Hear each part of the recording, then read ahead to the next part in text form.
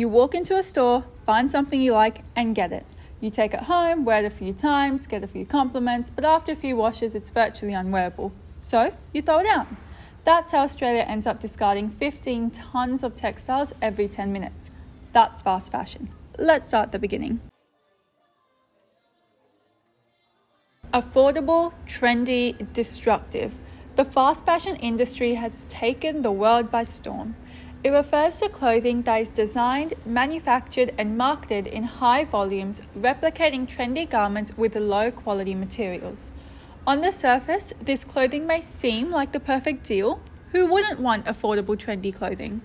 But the dark reality includes environmental destruction, financial unsustainability, colonialism, all while simultaneously perpetuating the dark side of capitalism.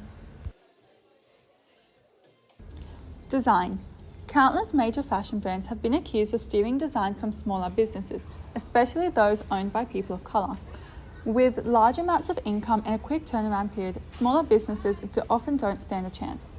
The brand Shein has been accused time and time again of copying designs. This is indicative of the wider issue of colonialism and racism, as these designs have been accused of making a mockery of culture while simultaneously delegitimizing the businesses of people of colour.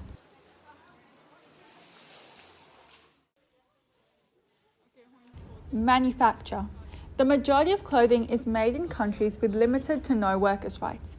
In most of these countries, including China, Bangladesh, and India, the minimum wage represents between half to a fifth of the living wage.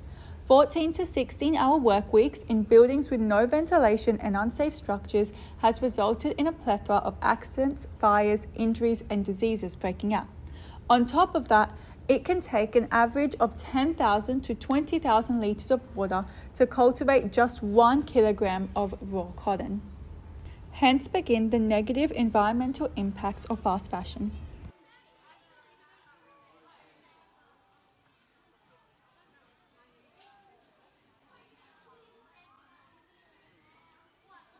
This is sort of part of the issue that these companies are relying on, is the fact that it's out of sight, out of mind for people. All we see is the shiny t-shirt.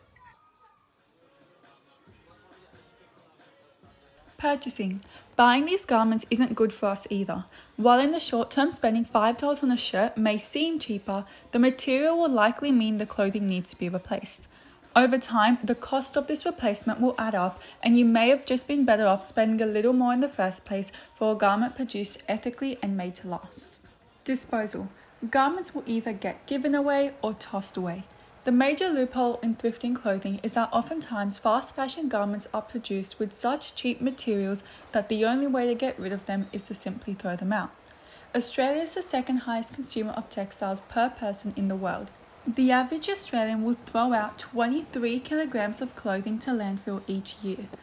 As Parliament Minister Susan Ley recently remarked, we want to keep clothing out of landfills where it can take hundreds of years to break down, releasing harmful carbon emissions along the way.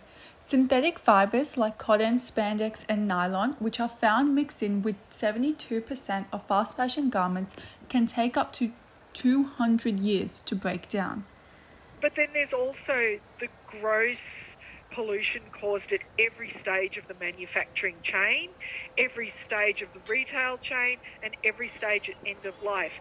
Even sort of, me just throwing away my cheap t-shirt, right? What happens then to the billions of tons of t-shirts that are manufactured and just never even worn? Where do they go? What happens?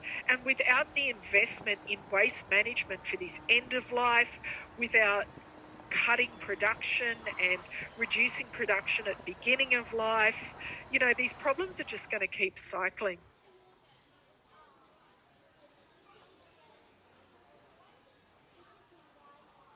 So how do we combat this? Slow fashion refers to mindful manufacturing, fair labour rights, natural materials, and garments which are made to last. It's important we educate ourselves, speak up for social responsibility, and take accountability for our actions to save ourselves, others, and the planet.